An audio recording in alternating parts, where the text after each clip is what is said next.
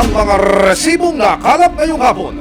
Nakatakas daw mula sa shelter ang dalawang menor de edad na sangkot umano sa pagbebenta at paggamit ng iligal na droga.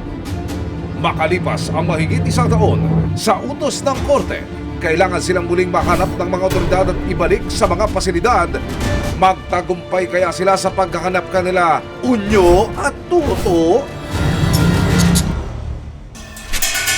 Excited ka rin ba sa tuwing makikita mong on the way na ang iyong delivery? Pero paano kung bigla na lang hindi dumating dahil aarborin na lang daw ni Kuya Ryder ang items? Nangihingi pa po siya ng pera. Para saan daw yung pera? Gusto niyang bigyan ko po siyang pera para ihatid niya pa rin daw sa akin. At sa ibang pagkakataon, ang ibinok na for delivery, bigla na lang daw sa makabilang bahay. Umabot na ng 6 hours, 8 hours. Hanggang 10 hours, wala na. Ang iba't ibang modus umano sa mga package na hindi na-reach ang kanilang destination, i-deliver ng resibo. Ano man reklamo, bibigyan tugon. Bawat hinaing at problema, hahanapan ng solusyon. Ito ang bago ninyong sandigan, hindi palalampasin ang mga tiwali at maling gawin. Dito, walang ligtas ang kabusado at lalong walang lusot ang may atraso. Dahil ang lahat, hahanapan natin ng resibo. Magandang hapon, ako po si Emil Zumangit.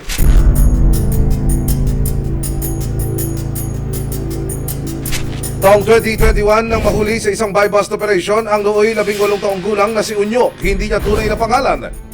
Sangkot daw si Unyo sa pagbebenta at paggamit ng iligal na droga. Dahil menor de edad, itinurn over ng mga otoridad ang binatilyo sa pangalaga ng Municipal Social Worker Development Office. Pero matapos lang ang isang taon, tumakas daw ang binatilyo mula sa shelter o pasilidad. Diyos ko pong bata ka! Nakatanggap ng impormasyon ng aming opisina galing sa MSWD na kung saan merong isang takas sa Bahay Aruga na kung saan ito ay may kaso ng dangerous drug. In-inform nila yung korte na itong taong to ay tumakas. Kaya ang korte naglabas ng warrant of arrest para hulihin ito. Kaya gumawa kami ng aksyon upang mahuli itong subject na to para arestuin at ibalik sa kustodiya para sa service of sentence niya na. Dahil sa pangyayari, September 15, 2023, nagbaba ng desisyon ang korte para maibalik muli si Unyo sa kanyang dating shelter. Kumilos na ang Criminal Investigation and Detection Group, Detection and Special Operations Unit o CIDG-DSOU para mahanap si Unyo. Pero hindi yata magiging madali ang pagtunton sa binatilyo. Dito ka lang muna. Bumaba yun, wala dito eh. Sige, abante mo lang. Susunod! Para makapasok sa lokasyon ng binatilyo, ang mga operatiba may kailangan munang gawin para makalapit sa kanya.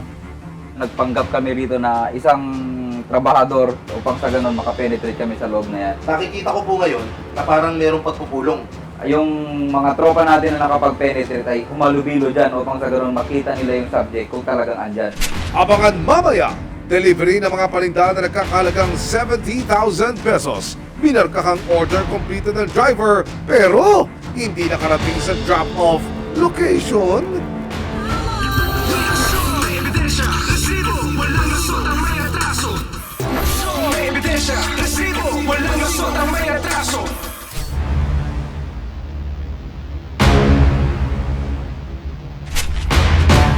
Binatilyong may tuturing na CICL o Children in Conflict with the Law dahil sa pagkakasangkot umano sa iligal na droga. Nasa gitna ng mga otoridad noong 2021 pero nakatakas din daw mula sa shelter. Makalipas ang isang taon, misyon ng CIDG-DSOU ang hanapin ang binatilyo. Let's go! Bit-bit ang isang mission order. January 23, 2024, kasama ang resibo. Inikutan ng mga operatiba ang isang planta sa Bataan kung saan daw namamasukan ang target.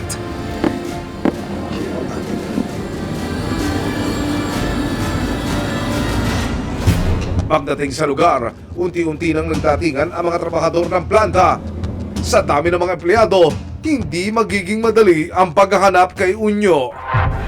Dahil dito humingi na ng tulong ang CIDG-DSOU sa management ng nasabing planta para matipon ang lakat ng mga trabahador. Nagulat din po kami lahat Para yung mga tao namin, pinaliwanag ko na lang din na yun nga yung naging issue. Then wag nang makalabas sa iba para maiwasan na lang natin yung pagkalat. Sa pahintulot ng manager ng planta, pinayagan ang mga operatiba na pumasok at hanapin si Unyo sa kondisyong magpapanggap sila bilang mga construction worker. Nagpanggap kami rito na isang trabahador, saka isang nagpanggap na managerial upang sa ganun makapenetrate kami sa loob na yan. Ipinatawag ang lahat ng construction workers at pasimple ng sinuyod ng CIDG DSOU ang grupo sa pagkasang makita si Unyo. Isa-isa nilang tinanggal ang suot na helmet at ibinaba ang takip sa kanilang mukha. Unyo, nandito ba you? Susunod! Nasa tamang lokasyon nga kaya ang mga operatiba at matuntun kaya nila ang pamilyar na mukha ni Unyo? Natuklasan namin itong mga social media post na ito kung saan talamak ang bentahan ng account ng mga rider ng isang delivery and logistics company na ito.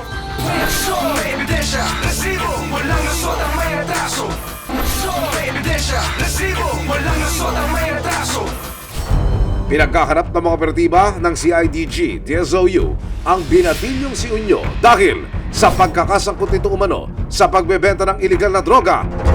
Kasama ang resibo, tinungo nila ang isang planta sa Bataan.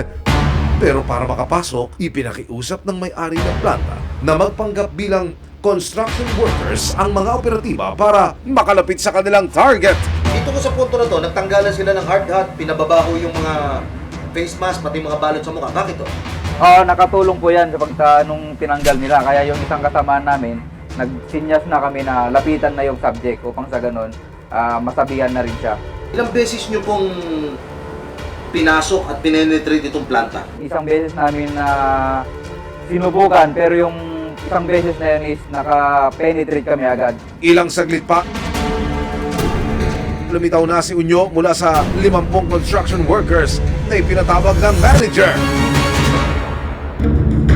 Ikaw ay may karapatang manahimik o magsawalang kibo. Nang makapanayam ng resibo si Unyo, hindi na niya itinanggi ang kaso laban sa kanya.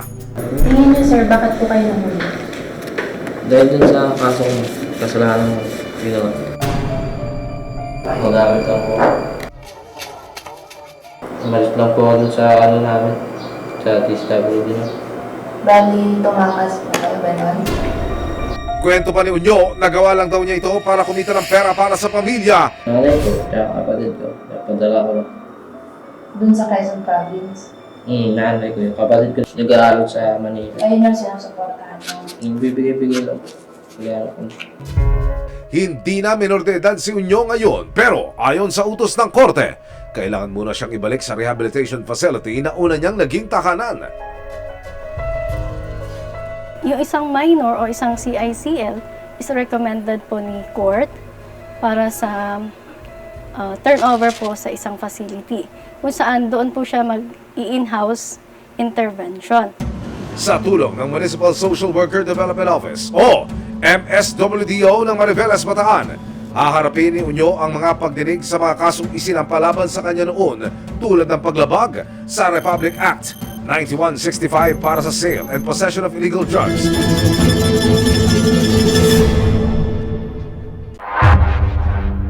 Hindi nalalayo kay Unyo ang kinainatnan ng 19 na taong gulang na si Toto, hindi niya tunay na pangalan. Ilang beses na rin daw tumakas ang binatilyo mula sa rehabilitation shelter. Tulad ni Unyo, sangkot din umano sa paggamit at pagbebenta ng illegal na droga si Toto. Nagkaroon ang resibo ng pagkakataon na makausap ang kanyang ina na itatago namin sa pangalang Norma. Kwento niya, alam niyang mali ang ginawa ng kanyang anak. Ano po binabanggit ng bata sa inyo? Bakit siya lumayas? Bakit siya tumakas dito sa shelter po? Ang isip niya, akala niya hindi ko siya madalaw. Opo. Akala niya yung wala na ba akong ano sa kanya, nagaganon po. October 1, 2024, kasama ang resibo. Nagsani puwersa ang CIDG DSOU at MSWDO para muling ma-rescue si Toto. Natuntun siya sa isang barangay sa Rizal. Karapatan mo manahimik o magsawalang kibo. Alam mo lang yung sasabihin ay maaaring gamitin pabor o laban sa'yo sa anumang hukuman. Nang maposasan at dalhin sa barangay, hindi napigilan ni Toto na maiyak at yumakap sa kanyang ina.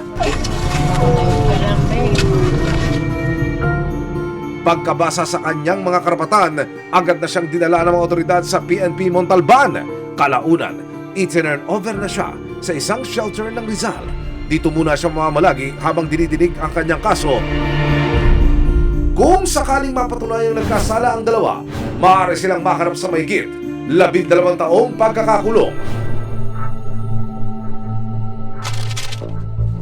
Ayon sa MSWD na nakatutok kay Unyo, pansamantala raw siyang pinalaya matapos niyang makumpleto ang intervention program habang patuloy siyang binabantayan ng mga social worker maging ang pagdinig sa kanyang kaso. Nagtatrabaho na raw si Unyo bilang isang rider para masuportahan ang kanyang pamilya. Isang patunay na naligaw man ang landas sa mga tulad nila Unyo at Toto sa kanilang murang edad. Nariyan ang batas at mga otoridad upang sila'y panagutin at mabigyan ng pagkakataong magbago.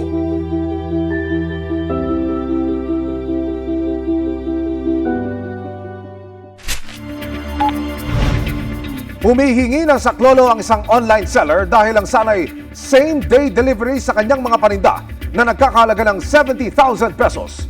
Lumabas na order completed pero hindi naman nakarating ang mga ito sa naka-pin na drop-off point. Kasama ang resibo, i-unbox ang misteryong bumabalot sa tila dumadalas ng mga undelivered na package delivery. September 24 nang mag-book sa isang online delivery service provider ang online seller na si Jarmin mula Binondo, Maynila. Ipapapick up sana niya ang kanyang mga shipment na sapatos na nagkakalaga ng mahigit 70,000 pesos sa isang warehouse sa Parañaque City. Hindi kalaunan, driver found na raw. Agad daw na kinuha ng na-book niyang driver ang kanyang personal information. Kabilang na ang detalye ng mga for pick-up na parcel. Pero ilang saglit pa, laking gulat na lang ni Jarmin nang bigla na raw naging order completed na ang kanyang delivery. Kahit pa, hindi pa naman ito nakararating sa final destination. Paano po kayo nabiktima nitong ganitong klase ng modus po? Nag-book po ako ng truck para i-deliver ang aking mga parcel galing sa aking supplier. And then dapat i-deliver nila sa akin, ngunit hindi po siya dumating. Sa madaling salita, kinuha po nung nabook ko yung mga parcel na dapat para sa akin. Dito na nalaman ni Jarmin na ang kanyang nabook na driver. Kinuha lang pala ang kanyang detalye at informasyon para makapag-book ng panibagong driver at makuha ang kanyang mga paninda. Hinala ni Jarmin. Nag-book siya ng panibago, pero yung drop-off is sa kanya na, hindi sa akin. Paano niyo po posibleng nagawa yun? Meron po siyang account na hindi sa kanya nakapangalan. Maaaring nabili niya o maaaring na-hack. Most possibly po nabili. Sa makatwid, parang ninakaw yung identity o yung detalye ng isang tao. Yes po. Ang sister, para naman hindi raw ma-offend si Jarmin, sinubukan pang magpaalam ng driver na sa kanya na lang daw ang mga parcel. Hoy kuya, ang aga mo naman yatang mamasko. Pero wait, there's more. Dahil si Kuya Driver, may last hearing pa. Nangihingi pa po siya ng pera. Para saan daw yung pera? Gusto niyang bigyan ko po siyang pera para ihatid niya pa rin daw sa akin. May nabasa pa ako rito, ayan, usapan lalaki. Ano ba yung sabihin nun? Usapan lalaki daw, 1.5. Babayaran ko siya, then i-deliver niya. Para ho sa inyo, gaano ho ito naka-apekto sa inyong negosyo po, sa inyong hanap buhay? Malaki po, since hindi naman po pinupulot ang pera sa negosyo at pinaghihirapan po yan kada sentimo po ng kinikita dyan, pawis at pagod po. Matapos ang insidente, agad ipinost ni Jarmin sa social media ang naranasang panloloko di umano sa kanya. May nag-message sa aking totoong driver na nag-deliver ng parcel ko. Nakapanayam ng resibo ang sinasabing driver na nag-pick up sa mga parcel ni Jarmin sa isang warehouse sa Parañaque City. Itatago namin siya sa pangalang Alan.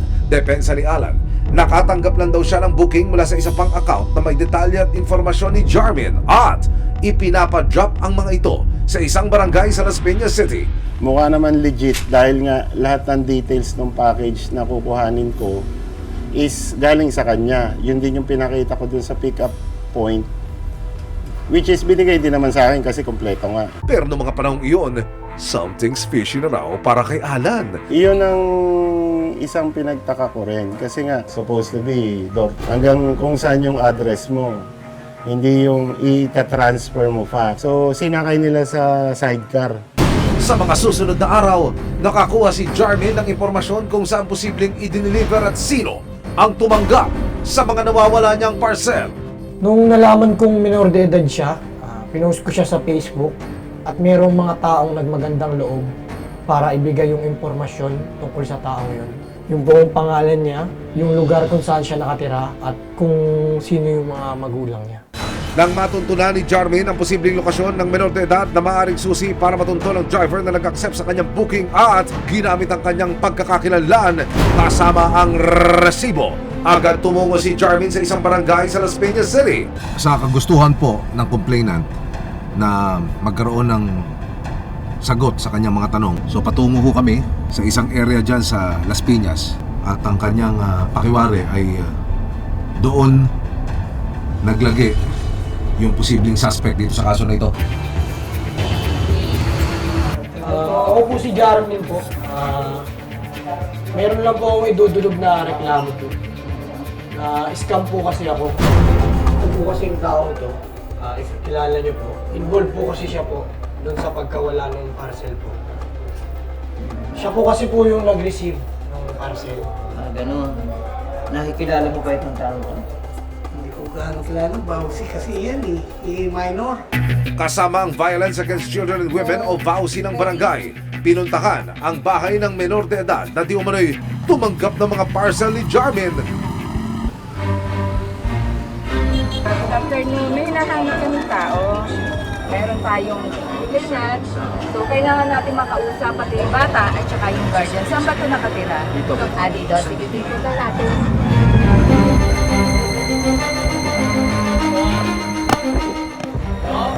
Pwede, Dennis mo to. Alright. Ito, may ano ka muna, tatanungin ka muna uli ni Bowsy. Kasi ganito yung tayo. Wala namang ano po. Ano lang nang sa amin, confirmation lang kung dito nakatira. Yun lang po, wala na ibang tanong.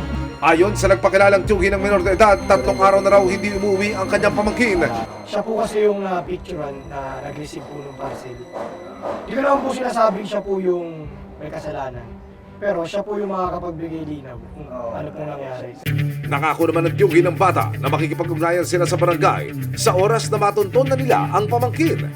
Saan kung may problema na kailangan niya panutan, kahit naman kasi kasalanan yun hindi pwedeng sa bahala yun dahil mamaya may naaragagado siyang tao na Pagsisiguro ng barangay, tutulungan nila si Jarmin sa pagtunton sa kung sino man ang nasa likod ng pagnanakaw ng kanyang mga parcel. September 24, nagpasya si Jarmin na magpablatter sa barangay kung saan daw hinatid ang kanyang mga palinda. Anong natutunan mo leksyon dito? Na pwede rin i-share mo sa mga kababayan mo? Na maging mapanuri po sa pagtanggap ng tide hailing.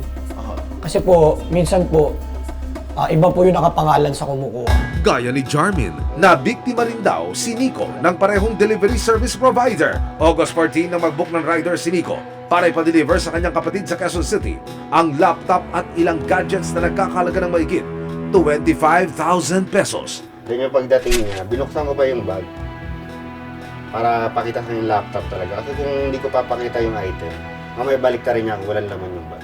Mula sa kanilang bahay papunta sa drop-off location, aabot lang daw ng wala pang 30 minutos ang biyahe. Pero Nakita ko yung location niya sa delivery app. Nasa may purview, bandang Caloocan.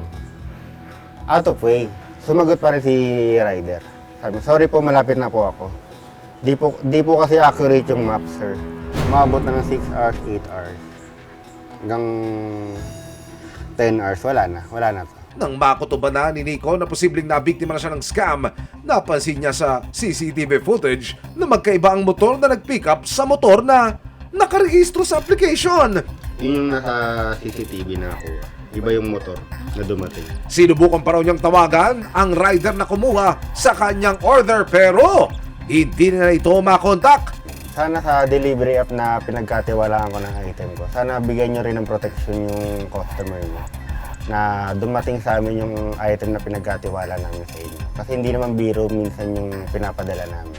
Sa investigasyong ginawa ng resibo kung bakit nga ba tila talamak yung ganitong kaso ng pagkawala ng mga parcel o delivery na hindi po nakakarating sa kanilang destinasyon, natuklasan namin itong mga social media post na ito kung saan talamak ang bentahan ng account ng mga rider ng isang delivery and logistics company na ito. Ngayon, aalamin natin kung may koneksyon nga ba ito o nagagamit nga ba ang ibinebentang account para makapanloko ng mga customer. Para magkalinaw at masagot ang mga tanong na buwabagabag sa mga tulad nila Jarmin at Nico, sinubukan naming kunan ng panig ang sinasabing delivery service provider. Pero hindi sila nagpaunlak ng panayam. Ayon sa kanila, prioridad daw nila ang proteksyon ng kanilang mga customer. Dagdag pa nila, patuloy daw nilang papagbutihin ang security features ng kanilang application. Dumulog ang resibo sa Department of Trade and Industry na nangangasiwa sa proteksyon ng consumer rights. Sinuguro nilang iimbestigahan nila ang pangyayari at may karampatang parusa ang kumpanya at partner drivers kung sakaling mapatunayang may mga violation o pagkukulang sa nakatalagang sistema ng delivery service provider. Paalala ng resibo at maging ng mga otoridad, siguraduhin tugma ang mga detalye ng driver o rider na kukuha ng ating mga parcel at maging mapagmatiyag sa bawat delivery booking na ating ginagawa.